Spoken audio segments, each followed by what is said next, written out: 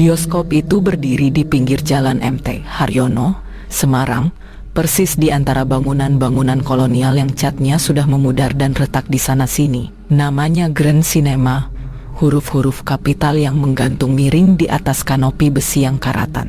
Dulunya, tempat itu konon adalah bioskop paling megah di kota. Tapi sejak XXI dan CGV masuk mal-mal besar, Grand Cinema jadi tempat yang makin dilupakan. Toilet di pojok kanan sudah jarang mengalir airnya. Ruang tunggunya lembab, dan bau apek dari karpet merah kusam menyambut begitu kaki melangkah ke dalam. Tapi entah kenapa, bioskop ini masih buka, dan masih ada saja penonton yang datang. Biasanya orang-orang tua, atau pasangan anak SMA yang cari tempat sepi dan murah. Termasuk Rani. Ia baru pindah kerja ke Semarang. Seorang editor freelance yang kerja malam dan tidur siang, Rani selalu suka suasana sepi, dingin, dan gelap. Ia merasa lebih hidup justru saat dunia mulai tidur. Dan bioskop tua ini, dengan harga tiket cuma Rp20.000 dan jarang ada orang, jadi tempat favoritnya. Tapi ada satu hal aneh yang ia perhatikan sejak pertama kali ke sana. Kursi D13 di studio 2, barisan keempat dari depan, selalu kosong, selalu. Padahal kadang seluruh barisan D penuh, tapi D13 tetap kosong. Pernah ia lihat pasangan muda yang awalnya duduk di D12 dan D14, lalu salah satunya pindah ke tempat lain, seolah tak mau ada yang duduk di tengah mereka. Pernah juga ia lihat seorang ibu-ibu datang sendiri, duduk di D13, tapi setelah beberapa menit, berdiri lagi, wajahnya pucat, lalu pindah ke belakang. Rani penasaran, tapi dia diamkan. Sampai malam itu, film yang diputar bukan film horor, cuma drama kriminal Prancis yang judulnya Rani bahkan tak kenal. Hanya ada 5 penonton malam itu. Tiketnya dicetak manual di loket depan, dan mas-mas penjaga bilang, "Mau kursi yang mana, Mbak?" Yang tengah aja mas, D13. Mas penjaga menoleh cepat, sepersekian detik, ragu, tapi tetap memberikan tiket. "Oke, D13. Begitu masuk studio, ruangan itu lebih gelap dari biasanya. Lampu jalan setapak tidak menyala. Bau karpet terasa lebih pengap. Entah kenapa AC seperti tidak bekerja, membuat hawa pengap seperti ruangan lama yang dikunci berhari-hari. Rani duduk. Kursi empuk itu mengeluarkan suara berderit pelan.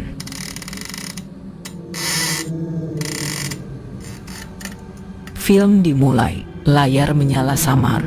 Suara pelan, lalu meningkat. Tapi 5 menit pertama, Rani merasa ada sesuatu yang salah.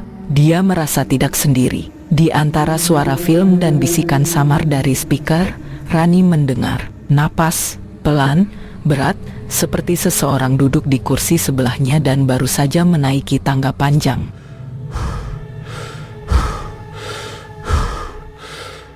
Ia melirik ke kanan, kosong, melirik ke kiri, juga kosong, tapi perasaannya tak hilang. Ia bahkan merasa kerah bajunya sedikit tertarik, seolah ada tangan kecil dari belakang menyentuh bahunya. Rani menggigil. Ia menyandarkan tubuh, mencoba fokus ke film. Tapi semakin ia berusaha mengabaikan, semakin terasa keberadaan itu, seperti sepasang mata yang menatap dari samping. Film di layar kini memperlihatkan seorang anak perempuan kecil berlari di lorong gelap. Tapi Rani tahu, adegan itu tidak ada di trailer yang ia lihat sebelumnya. Dan lebih aneh lagi, anak perempuan itu berpakaian seperti anak tahun 90-an. Gaun putih selutut, rambut dikuncir 2, sepatu hitam, bukan bagian dari film modern kriminal. Dan anak itu berlari, melewati bangku-bangku bioskop. Rani merasa napasnya tercekat. Karena anak itu, di layar, menoleh ke kamera, menatap langsung ke arah tempat duduk Rani, dan tersenyum. Pelan, seperti tahu siapa yang sedang menonton, seperti tahu siapa yang duduk di D13. Rani berdiri, ia tak bisa lagi. Ia berlari keluar, menabrak bahu orang yang baru masuk. Suaranya berat. "Mbak, kursinya jangan ditinggal kosong." Rani tak menjawab. Ia keluar, terengah-engah. Tapi saat menoleh, pintu studio itu menutup sendiri. Dan malam itu, ia mendapati satu hal lagi. Tiket filmnya yang ia simpan di dompet kini sobek, tepat di bagian nomor 13.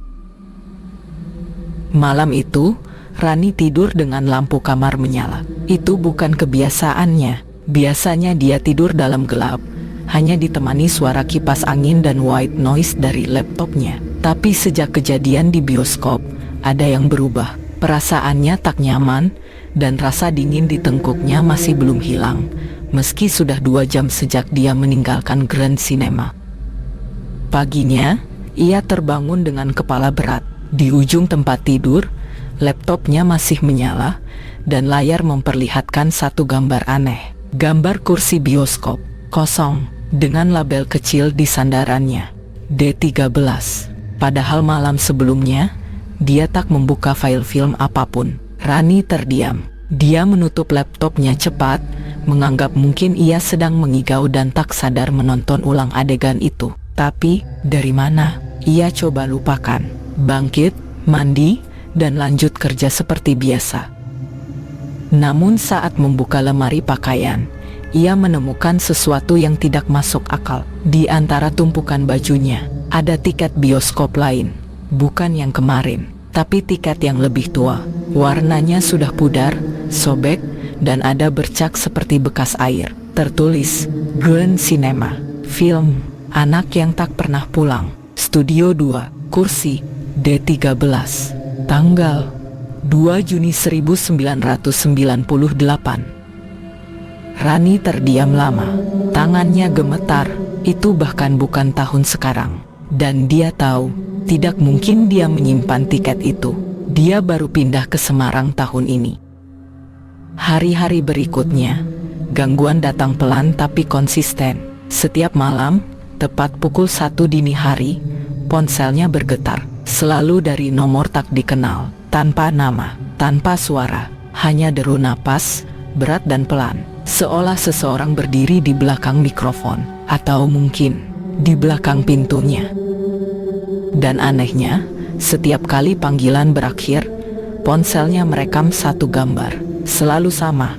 Gambar layar bioskop dengan satu penonton duduk sendiri, tapi sosok itu gelap, tak kelihatan wajahnya, hanya rambut panjang dan siluet seperti anak-anak. Rani mulai takut tidur, tapi saat ia begadang, rasa mengantuknya tak tertahankan, dan di saat itulah ia bermimpi. Dalam mimpi itu, ia kembali duduk di kursi D13. Studio kosong, layar tak menyala, tapi dari barisan belakang terdengar suara kaki kecil berlari dan suara pelan. Aku cuma mau nonton bareng Kak. Suara bocah perempuan, lalu tawa kecil yang pelan. Kecil, tapi menggema di seluruh studio.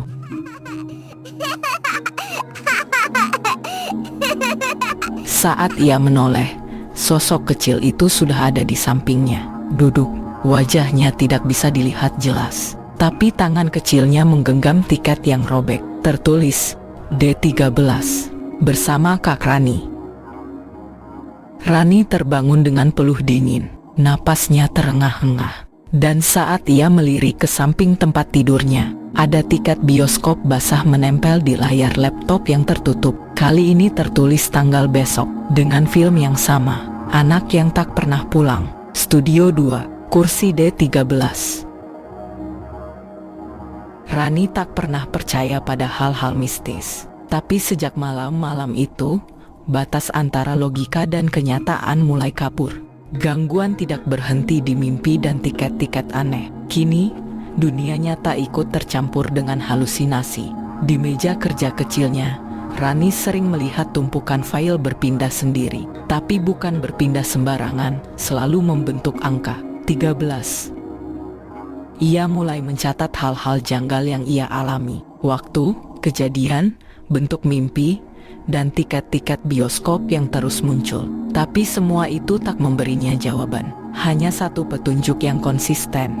Film yang terus muncul di tiket itu, Anak yang Tak Pernah Pulang. Anehnya, Ia tidak pernah menemukan data film itu di internet. Tak ada jejaknya, tak ada trailernya, tak ada review, bahkan di forum horor sekalipun. Tapi entah kenapa, tiap malam jam 1:13 pagi, ia mendapat SMS yang isinya, "Kak, temani aku nonton." Pesannya tanpa nama pengirim. Dan malam itu, untuk pertama kalinya, Rani membalas, "Siapa kamu?" Tak ada jawaban. Tapi beberapa detik kemudian, ada foto masuk, bukan dari kamera ponsel, tapi foto cetakan tua, berwarna coklat pudar. Foto seorang anak perempuan, sekitar usia 7 tahun, rambut dikuncir 2, berdiri di depan Grand Cinema, gedung yang sama, tapi dalam versi lebih tua, saat masih megah dan bersih. Di balik foto, tertulis, "Rina, kelas 2 SD, hari terakhir sekolah, 2 Juni 1998. Pagi harinya, Rani nekat mendatangi Grand Cinema saat belum buka. Bangunan itu lebih menyeramkan di siang hari. Cat mengelupas, pintu kayu lapuk, dan jendela kaca buram seperti mata tua yang mengintip. Ia memanggil penjaga yang biasa di loket. Namanya Pak Suroso, lelaki tua yang dulunya operator proyektor sejak tahun 90-an. Pak, saya mau tanya, Bapak pernah dengar soal anak kecil bernama Rina? Pak Suroso mengangkat alis, pelan, matanya berubah aneh. Kamu pernah duduk di D13 ya? Pertanyaan itu membuat Rani menggigil. Anak itu dulu sering nonton ke sini sama ibunya. Mereka tinggal di gang kecil dekat sungai banjir kanal. Tapi tahun 1998 ada insiden. Bioskop kebakaran kecil karena konslet. Bukan di studio 2, tapi di ruang bawah. Tapi hari itu anak itu hilang. Hilang gimana, Pak? Nggak pernah keluar dari bioskop. Ada saksi katanya dia main ke ruang proyektor belakang sendiri, tapi tak pernah ditemukan. Nggak ada mayat, nggak ada suara. Hilang lenyap. Rani terdiam, tapi pertanyaan yang menggantung di benaknya kini terdengar sangat nyata. Kalau tidak ditemukan, lalu siapa yang selama ini duduk di D13? Pak Suroso melanjutkan, suaranya lirih. Ada cerita lama, tapi nggak semua orang tahu. Dulu, malam sebelum hilang, anak itu bilang ke ibunya, katanya dia punya teman baru. Teman perempuan, rambut pendek, yang suka nonton film sendirian. Tapi nggak ada yang pernah lihat anak itu bareng siapa-siapa. Namanya siapa, Pak? Kalau nggak salah namanya Rina. Malam itu, Rani mendapat 1 tiket lagi di bawah pintunya. Tanpa amplop, tiket kertas berembun, tulisan tangan di bawah nama film. "Kak Rani, hari ini ulang tahun aku. Temani aku nonton ya. Aku udah tunggu dari 1998. Rani kembali ke Grand Cinema malam itu, walau seluruh logikanya berkata jangan. Tiket ulang tahun Rina masih ia genggam. Hujan gerimis turun pelan, dan hawa dingin menyelinap ke sela-sela jaketnya. Tapi yang membuat bulu kuduknya merinding bukanlah udara, melainkan lampu bioskop yang menyala sendiri. Meski jadwal tayang hari itu hanya sampai jam 9 malam, tapi jam di ponselnya menunjukkan pukul 00.47. Bingung dan takut, Rani mendekat. Loket kosong, pintu kaca utama tak dikunci, dan di dalam, lampu lorong menyala kuning kusam. Studio 2 terbuka. Di balik pintu studio, suara film mengalun pelan. Rani masuk, pelan-pelan, dan di sanalah kursi D13 menunggu. Kosong, tapi kursi lain mulai terisi, tidak penuh, tapi cukup untuk membuat jantungnya berdegup cepat. Ia melihat penonton-penonton lain duduk diam, tenang, wajah mereka samar dalam gelap. Ia tidak tahu lagi, apakah mereka manusia atau bukan. Rani berjalan ke D13 dan duduk, tapi kali ini, ia sadar, udara di studio terlalu dingin. Lebih dingin dari AC biasa. Suara napas tak hanya satu, tapi banyak, serempak, berat dan dalam. Layar menyala. Film mulai. Tapi film itu bukan film, itu rekaman. Rekaman kamera pengintai. Dari ruang tunggu bioskop, dari lorong panjang, dari ruang proyektor. Dan satu adegan yang membuat darahnya berhenti mengalir. Seorang anak kecil tersesat di tangga belakang bioskop. Itu Rina. Anak itu menangis, mencari pintu keluar. Tapi semua pintu tertutup. Lalu, api muncul. Cepat, makan seluruh tangga kayu. Dan dalam sekejap, rekaman padam. Studio menjadi gelap gulita. Lalu satu persatu lampu darurat menyala. Bukan dari atap, tapi dari bawah kursi. Merah, redup. Dan barulah Rani sadar. Para penonton di sekelilingnya menatap ke arahnya. Wajah-wajah pucat, rambut kusut, mata kosong. Ada yang kulitnya gosong, ada yang bajunya hangus, ada yang masih mengenakan pakaian tahun 90-an. Tapi semua diam dan tersenyum. Salah satu dari mereka, seorang pria muda dengan kemeja yang hampir tak utuh, menyapanya. Kamu baru ya? Dulu, aku duduk di B12. Rani tak bisa bicara, tapi pria itu melanjutkan. Waktu kami kebakaran, banyak yang tidak sempat keluar. Tapi kami tetap menonton, karena pintu tak bisa dibuka. Jadi kami menonton sampai film terakhir selesai. Dan kamu datang. Bisik suara lain dari belakang. Suara wanita, tua, napasnya seperti berembus di telinga Rani. Kamu yang pertama membawa tiket dari luar. Sejak 1998. Kaki Rani kaku, napasnya berat. Dan ketika ia menunduk ke pangkuannya, tiket yang ia pegang kini terbakar sebagian, menghitam di ujungnya. Tiba-tiba, layar di depan menyala putih, silau. Lalu muncul satu tulisan besar. Penonton telah lengkap, film akan dimulai.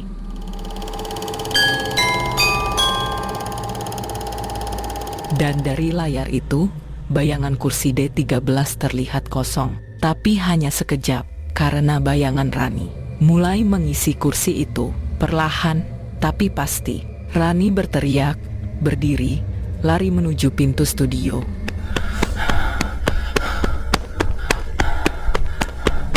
Tapi pintu itu menghilang, dinding kosong, tak ada pegangan, tak ada cahaya dari luar. Dan di belakangnya, suara puluhan penonton bangkit dari kursi, berbisik serempak.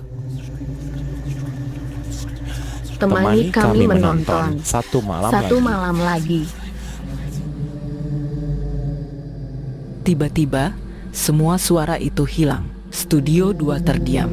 Semua penonton sudah duduk kembali. Layar menyala putih. Kursi demi kursi terisi oleh sosok-sosok lama. Dan Rani terjebak di tengah, merasa tubuhnya perlahan menjadi ringan. Seperti tertarik masuk ke dalam kursi. Namun tiba-tiba, lampu darurat berkedip. Satu suara terdengar, keras dari lorong. Hei, siapa di dalam? Bioskop sudah tutup.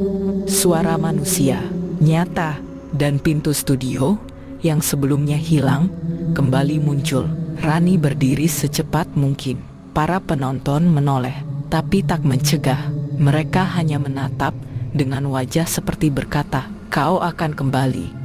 Rani berlari, keluar dari studio, menabrak daun pintu kaca yang terbuka, melewati penjaga malam yang kebingungan, dan menembus hujan di luar bioskop. Malam itu, ia tidak bisa tidur. Tubuhnya masih terasa dingin. Tapi yang paling menyesakan adalah tatapan mata anak itu, Rina. Anak kecil itu tidak menakutkan, tidak menggertak, tidak menyeringai. Dia hanya meminta, tapi meminta apa? Besoknya, Rani pergi ke rumah tua yang pernah disebut Pak Suroso, tempat tinggal Rina dan ibunya dulu. Gang itu sempit, diapit rumah-rumah kayu yang hampir ambruk. Ia bertanya pada warga sekitar, dan akhirnya ditunjukkan ke sebuah rumah kecil kosong yang dibiarkan lapuk. Di salah satu dinding yang masih berdiri, ada tulisan pudar, "Rina, maafkan ibu." Dan di lantai, tertimbun debu, sebuah foto robek. Seorang wanita dengan anak kecil yang sedang tertawa sambil memegang tiket bioskop. Rani menggigil.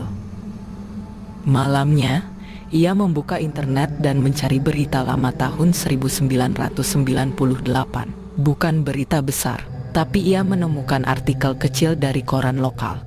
Anak hilang di bioskop, tidak ditemukan setelah kebakaran ringan. Tanggal 3 Juni 1998. Seorang anak perempuan berusia 7 tahun, Rina A, dilaporkan hilang di Grand Cinema saat menyaksikan film bersama ibunya.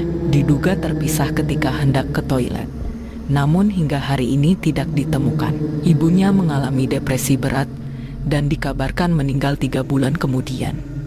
Rani memandangi layar. 3 bulan, waktu yang begitu sebentar untuk kehilangan segalanya. Ia mengingat kata-kata Rina tadi malam. Filmku belum selesai. Dan perlahan, Rani mulai mengerti. Bukan gangguan.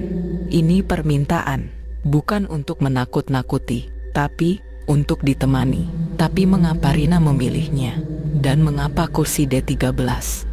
Pertanyaan itu akan membawanya kembali ke tempat di mana semua dimulai.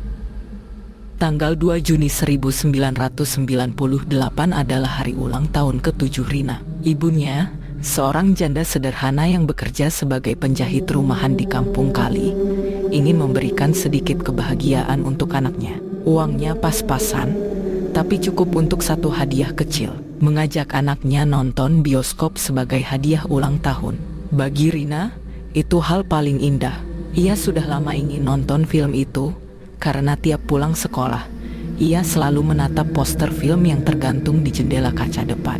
Hari itu, ia memakai baju terbaiknya, gaun putih dengan pita merah, dan rambutnya dikuncir 2. Tapi hari itu, studio penuh. Mereka nyaris stuck ke bagian kursi. Tapi ada satu bangku kosong, D13. Penjaga loket bilang, itu kursi ganjil, biasanya nggak dipakai. Tapi Ibu Rina memaksa agar diizinkan masuk. Dia akan memangku anaknya. Karena kasihan dan melihat Rina masih kecil, penjaga loket pun mengizinkan. Rina dan ibunya pun duduk di barisan D. Namun saat film berjalan, Rina meminta izin ke toilet. Dan sejak saat itu, ia tak pernah kembali. Kebakaran kecil yang terjadi hari itu tak sempat diberitakan besar-besaran. Hanya disebut korsleting ringan di ruang proyektor. Tapi satu anak hilang. Petugas hanya menemukan sepasang sepatu kecil yang gosong di tangga belakang. Ibunya tak pernah datang lagi ke bioskop itu. Konon, beliau meninggal 3 bulan setelah kejadian. Hancur oleh rasa bersalah. Karena hadiah ulang tahun yang ia berikan malah menjadi hari kematian anaknya. Makanya, Rina hanya menampakkan diri kepada orang yang duduk di kursi D13, kursi ulang tahunnya. Ia ingin nonton lagi, ingin ulang tahunnya selesai, ingin ditemani.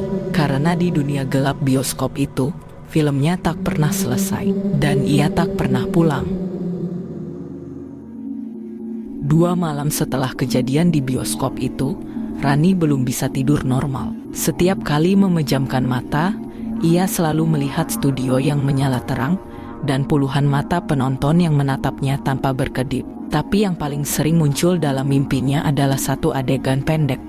Rina kecil berdiri di lorong kursi, memegang tiket, memandangnya dari kejauhan, lalu berkata, Filmku belum selesai, Kak. Setiap kali Rani mencoba mendekat, tubuh Rina menyatu dengan layar dan menghilang. Pagi itu, Rani kembali ke laptopnya.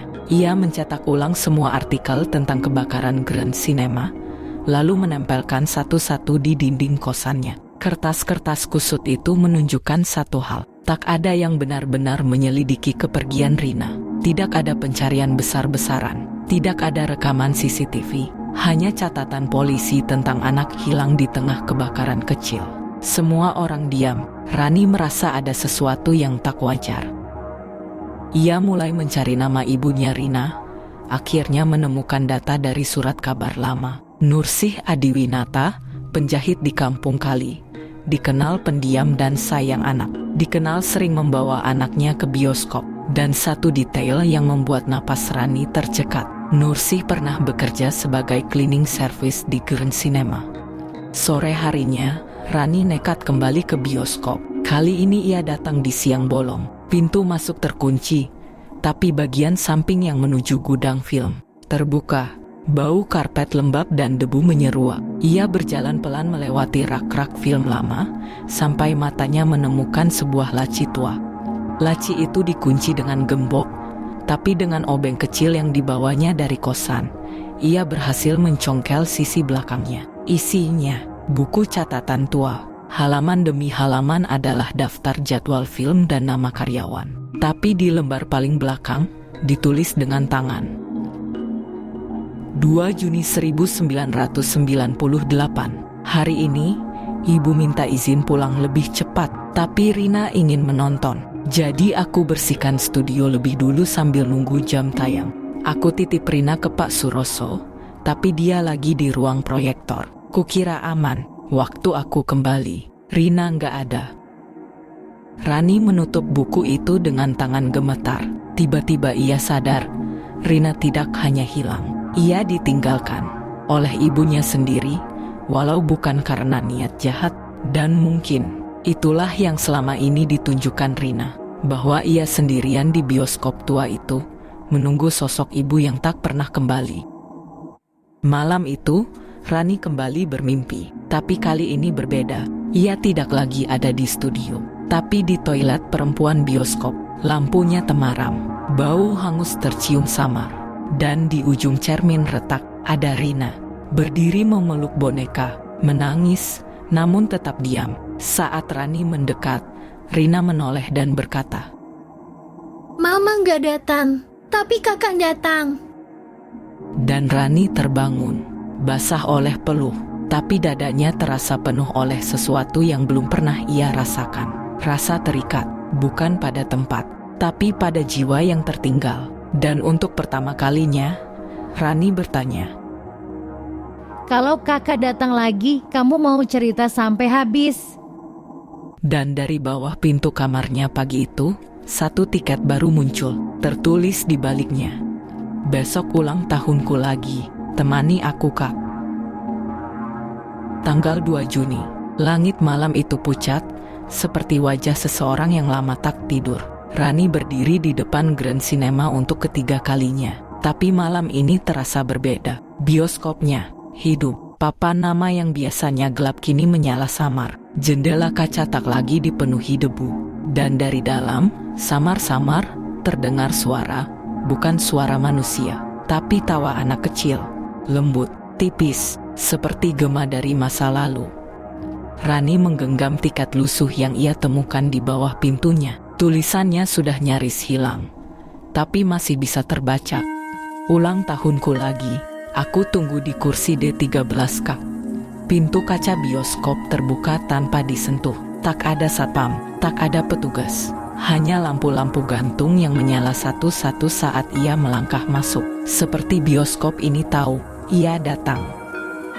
Studio 2, tempat semua ini bermula. Kali ini pintunya sudah terbuka saat ia tiba. Tapi saat Rani melangkah masuk, studio itu kosong. Tak ada penonton, tak ada suara, hanya layar putih yang menyala diam. Rani duduk di kursi D13.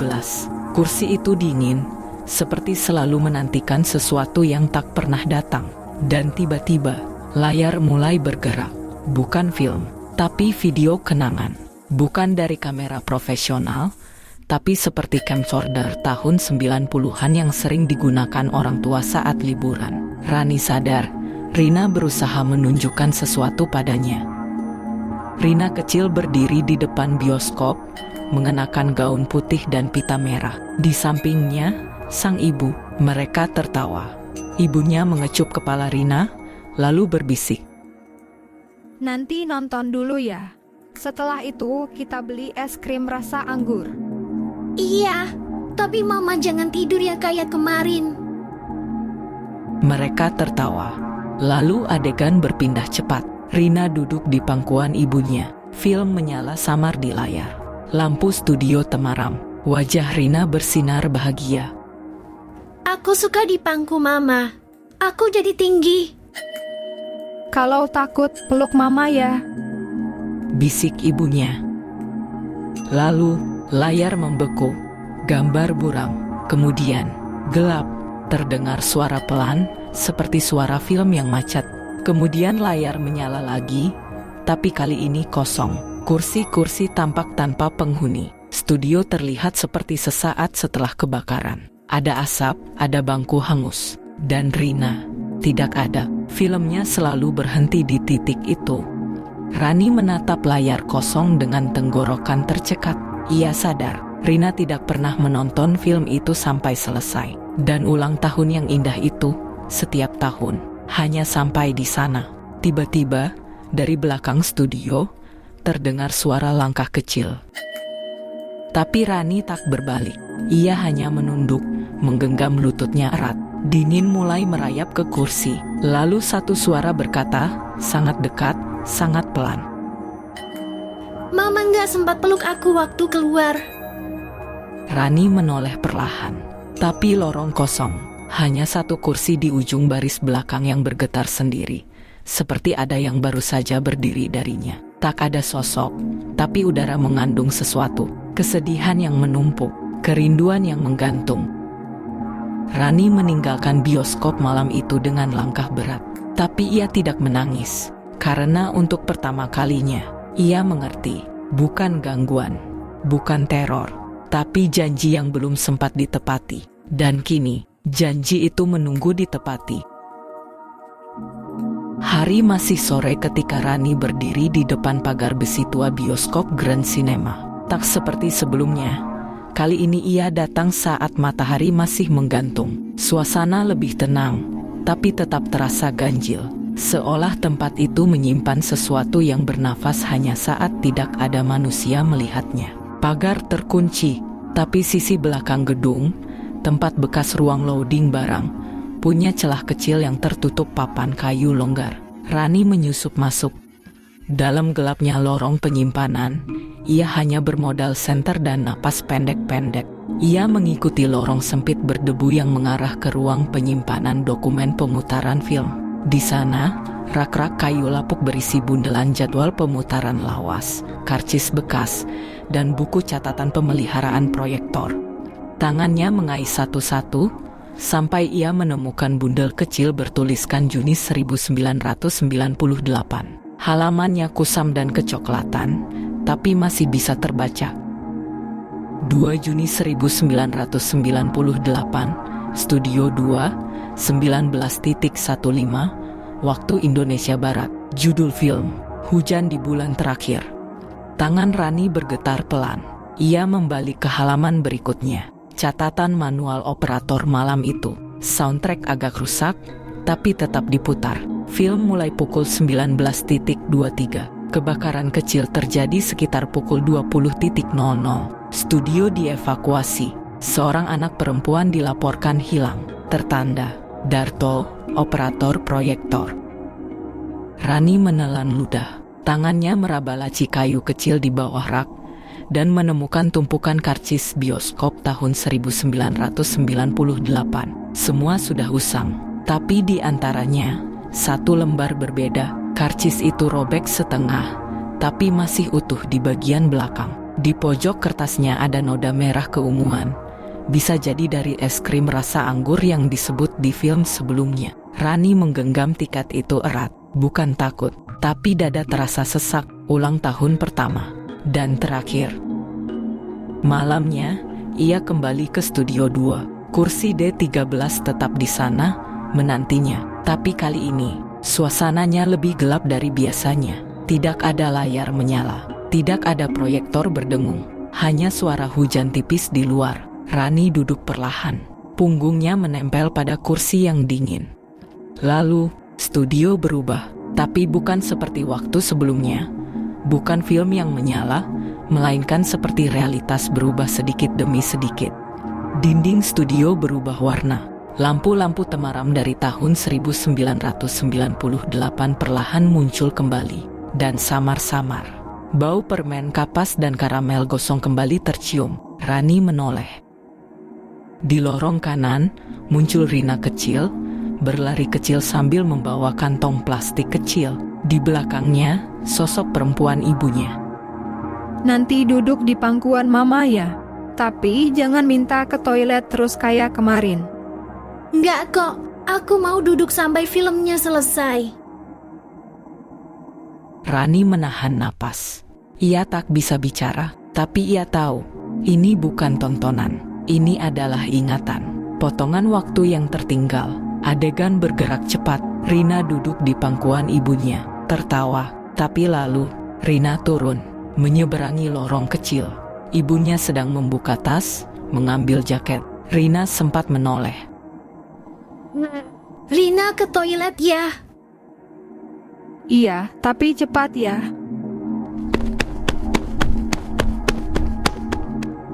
Kemudian, asap, suara siren jauh, dan semua lenyap. Studio menjadi kosong. D13 tetap dingin. Dan kini, hanya Rani yang tersisa di dalam. Tiba-tiba, suara pelan terdengar dari sisi kiri. Mama nonton sampai mana ya waktu itu? Aku balik, tapi nggak ada yang duduk di kursi itu lagi. Aku nggak bisa lihat kalau nggak ada yang mau memangku. Rani menoleh, tapi lorong itu kosong. Hanya terlihat bayangan kecil. Dan 2 bekas telapak kaki basah di lantai karpet mengarah ke kursi D13.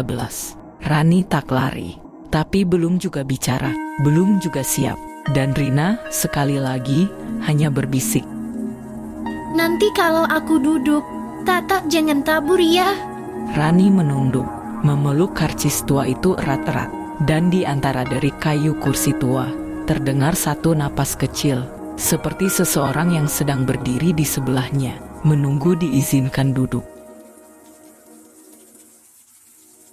Sudah 5 hari sejak Rani terakhir kembali dari bioskop. Sejak malam itu, tak ada mimpi, tak ada suara, tak ada bayangan. Hanya satu hal yang berubah. Kursi di sudut kamar kosannya mulai bergoyang sendiri. Awalnya pelan, seperti seseorang hanya duduk sebentar, lalu pergi. Tapi makin hari, kursi itu bergerak setiap malam, selalu pada jam yang sama. 19.15, jam pemutaran film Hujan di bulan terakhir. Rani tidak langsung takut, tapi juga tidak bisa tidur. Karena setiap malam, dari balik matanya yang hampir terpejam, terdengar suara kecil, lembut, pelan. Filmnya dimulai lagi, Kak. Tapi kursinya kosong, gak ada yang mau mangku Rina. Siang itu, Rani nekat pergi lagi ke rumah almarhumah Ibu Rina. Rumah itu memang sudah kosong. Temboknya kusam, catnya terkelupas. Tapi jendela kamar depan masih tertutup tirai kuning.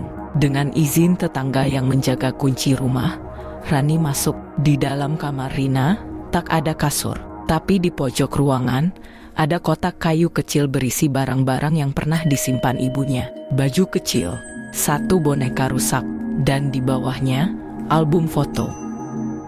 Rani membuka halaman pertamanya. Foto Rina dan ibunya sedang duduk di depan Grand Cinema. Halaman berikutnya, foto Rina sedang tertawa, duduk di pangkuan ibunya di dalam bioskop. Lalu di balik halaman itu, satu sobekan kertas tipis terlipat. Isinya, "Kalau nanti mama capek, aku boleh dipangku orang lain gak, Ma? Kalau mama gak sempat duduk sama aku, boleh aku tunggu sampai ada yang duduk. Tapi aku gak mau duduk kalau mereka takut lihat aku."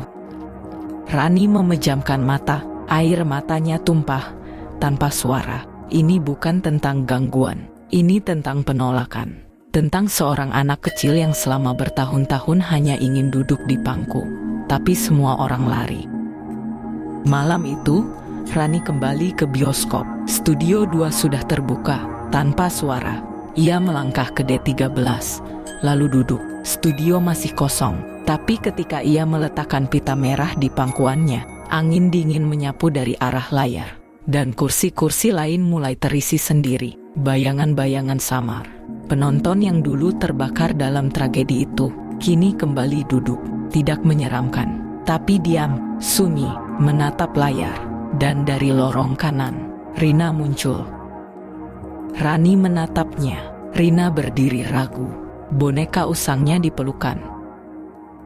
Aku duduk ya, Kak. Kakak nggak lari kan? Rani menunduk pelan, membuka tangan. Rina tersenyum. Langkahnya pelan, tapi mantap. Dan akhirnya, ia duduk. Ringan, hampir tak terasa.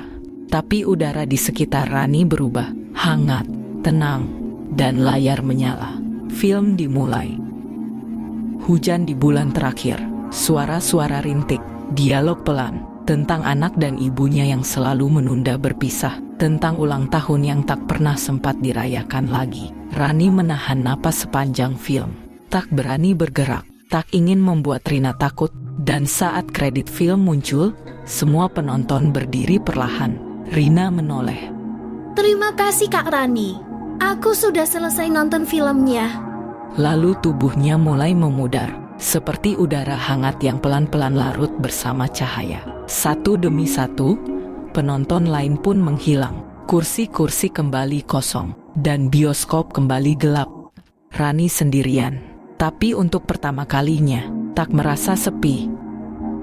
Saat keluar dari studio 2, ia menemukan satu karcis baru terselip di pintu. Untuk kakak yang berani duduk sampai akhir. Terima kasih sudah temani aku nonton, walau cuma 1 malam terakhir. Sudah 3 bulan sejak malam itu, sejak Rani menemani Rina menonton sampai filmnya benar-benar usai. Studio 2 kini telah dikunci selamanya. Pintu besinya dilas, bangkunya ditutup kain hitam, dan kursi D13 dibiarkan berdiri sendiri, tak tersentuh. Tapi Rani tahu satu hal, kursi itu tidak kosong. Dan tidak akan pernah benar-benar kosong. Sejak malam itu, hidup Rani berubah. Ia berhenti menonton film-film seram, berhenti mengejar rasa penasaran, dan mulai menulis, bukan cerita horor, tapi catatan kecil tentang orang-orang yang ditinggalkan oleh waktu. Kadang, ia menyelipkan tulisan-tulisan itu di bangku taman, kadang di kursi bus, kadang ia sisipkan di dalam amplop kosong, dan tinggalkan di kursi bioskop. Salah satu tulisannya berbunyi, ada anak kecil yang pernah menunggu selama 20 tahun untuk bisa menyelesaikan film ulang tahunnya. Bukan karena hantu, bukan karena kutukan, tapi karena tidak ada yang berani duduk sampai akhir. Setiap tanggal 2 Juni, Rani kembali ke bioskop itu. Ia tidak masuk, hanya duduk di trotoar seberang, membawa 2 es krim rasa anggur. Satu untuk dirinya, dan satu, ia letakkan di atas pagar. Ia tahu, Rina mungkin sudah pergi. Tapi ia juga tahu, masih banyak Rina lain yang menunggu seseorang duduk, mendengar, dan tidak lari. Kadang, saat malam benar-benar sunyi, kursi kayu tua di pojok kamar Rani masih bergoyang pelan. Tapi ia tidak menoleh lagi. Ia hanya tersenyum, karena ia tahu, kursi itu bukan kosong. Kursi itu telah terisi dengan cerita, dengan kenangan, dan dengan keberanian seseorang yang memilih menemani, bukan meninggalkan. Like and subscribe.